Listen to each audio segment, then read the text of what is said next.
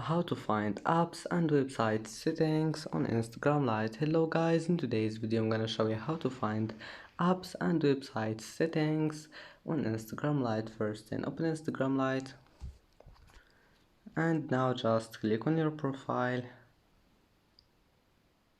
and then click these three lines in the top corner, and here you will find settings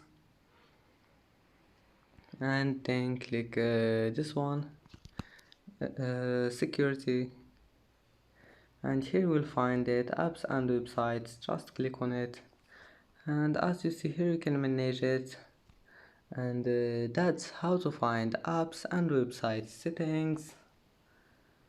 And that's it for today's video. Don't forget like and don't forget subscribe, and thank you for watching this video until the end, and see you in the next video.